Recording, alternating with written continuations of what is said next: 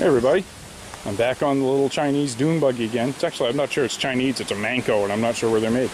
I need to straighten out these front, wow, pardon the wind, it's really windy today. Hope you can hear me, I'll try and speak up. The front end needs to be straightened out. The two A-arms are bent back. If you look at them here, the rearmost leg of them is supposed to be parallel with the frame. Like that one almost is, but it's bent back an inch or two at the front. And this one's bent right back, as well as the spindle angle is bent up a little bit, cambering the wheel completely wrong. So that needs to be fixed. So what I'm going to do right now is jack it up, pop the front tires off, and then see if a pry bar or maybe just a big dead blow hammer applied to the back of those arms will send them back forward again. So let's set you guys on the tripod.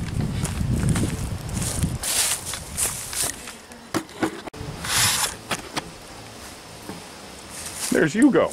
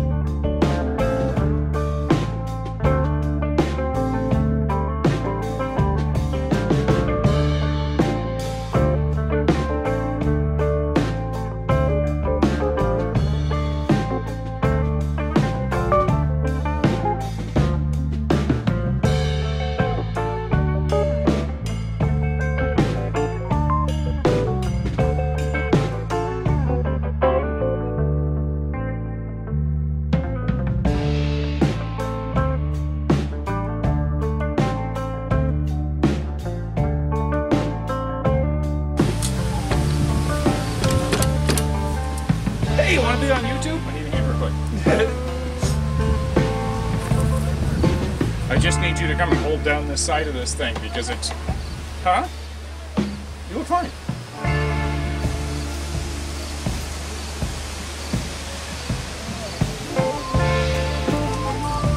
Just press down on this corner. Just try to lift it up.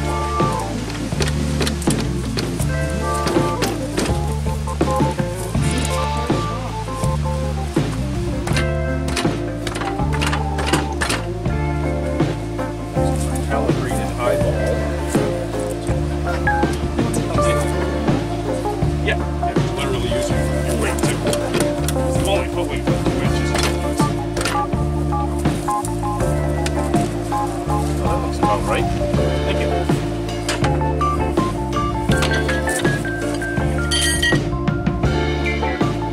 Nice.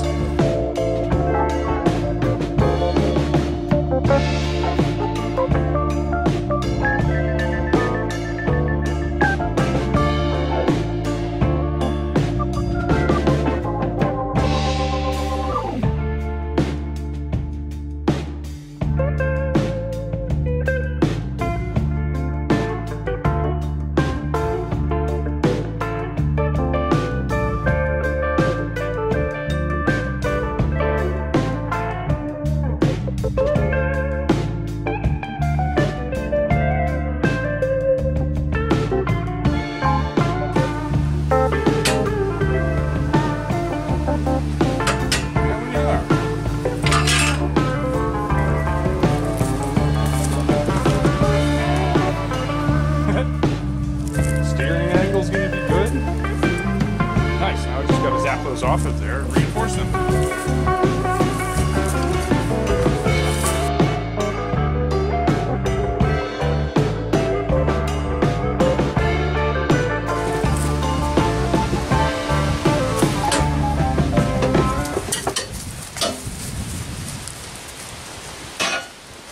So, after I took it off, after I beat those straight, it was way easier than I expected, and I noticed that this one, the way more bent one on the driver's side, also has, I'm not sure if you can see it on camera, but the forward leg of it's actually got a little curve to it. So, I'm going to see if I can straighten that out first, and then I'm going to weld in some sort of braces on these things so that they are a little harder to bend, and it sort of comes up to past where the thing bent, because it's certainly weaker having been bent before.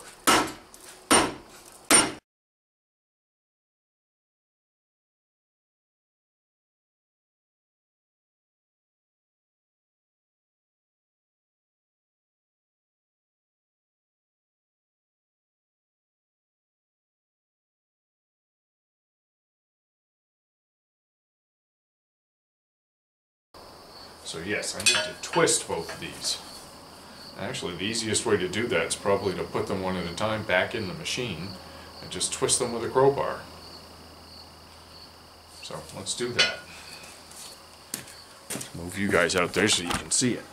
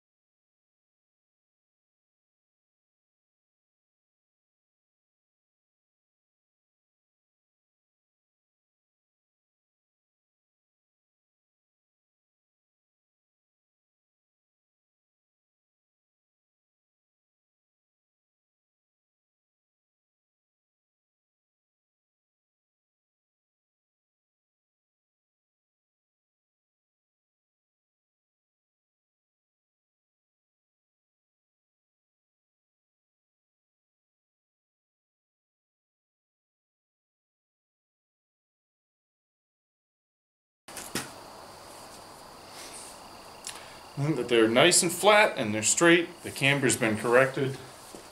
All I need to do now is put some sort of webbing, some sort of gusset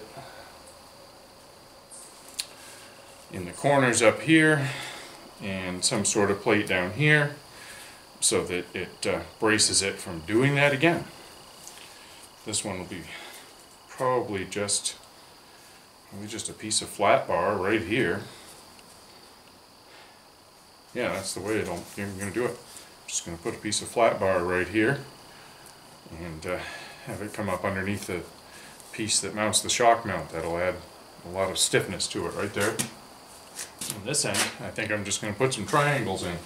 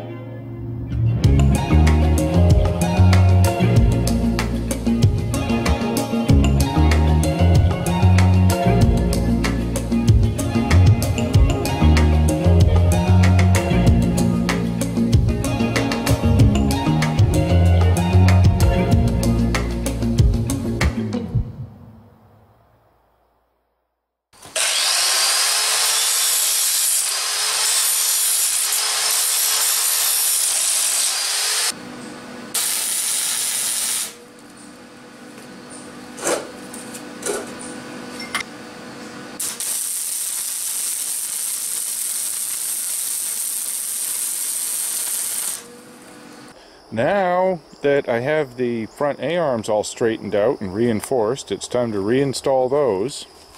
And then I have... Hi, Hugo. How you doing, buddy? Look up. Hey, hey. Hi. Good boy. Good dog.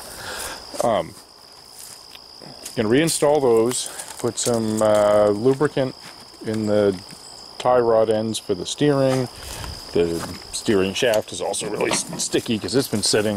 This thing's had at least a couple of years. Need to lubricate the chain, install the new rear brake pads, and I'm going to change the engine oil because it doesn't have much in it and it looks like crap.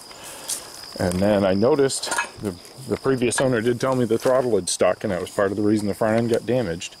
And I just figured out why. Is that this spring, when you run the throttle, is what returns it. And if it pops off the end of it, and then you don't return the throttle, it sticks and stays about halfway down. So I'm just going to pop this back up on here, find a washer that fits on the end of that, and just tack it on. And straighten out the brake pedal from where somebody stood on it so hard trying to stop it that it bent.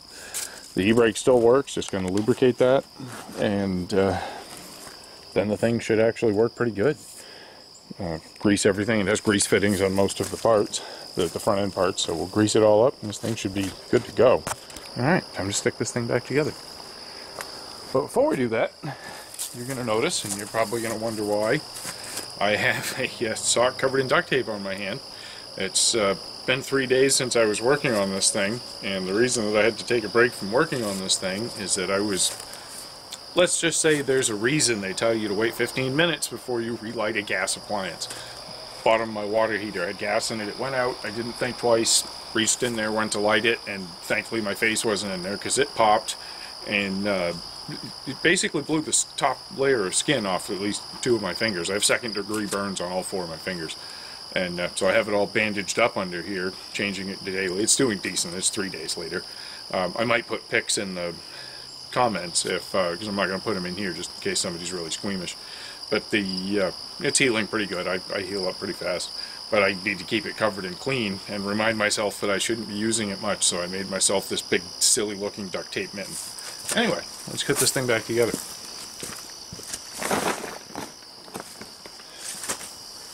Hopefully I got most of it as I was fixing these A-arms. I noticed the camera had stopped and I'm not sure exactly where. Welds look like crap, but they're strong again now. They're straight, they were twisted, they were bent at the ends. They took a pretty good beating. I didn't even look up how much they were because, you know, why bother, I can fix them. And they're ready to reinstall now.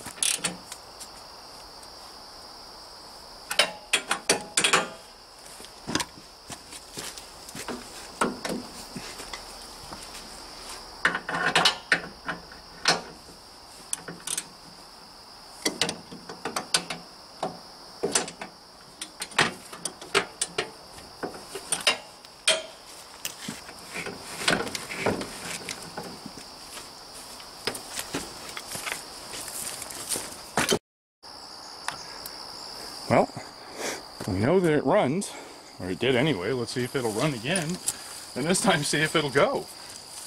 I still haven't fixed the choke system, so we'll just manually choke it and see if we can get it to start. Okay. On.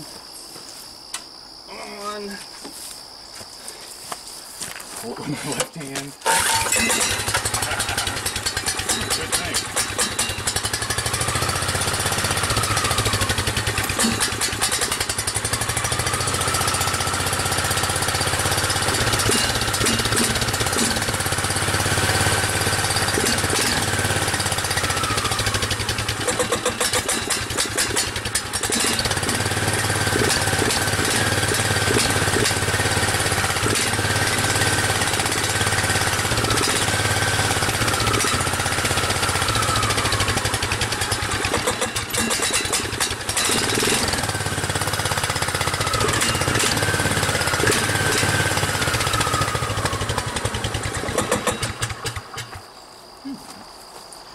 Doesn't seem to want to run and idle with the choke off yet, but we'll see if we can just get it to cooperate.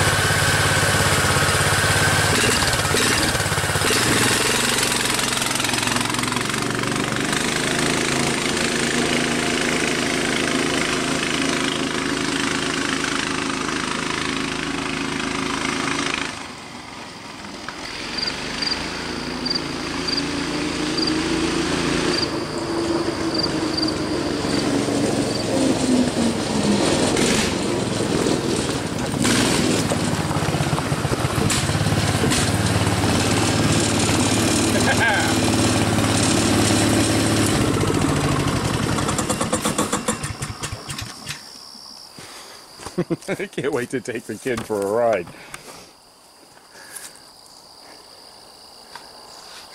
Well, I guess that's a wrap on this one. Thanks for watching, folks.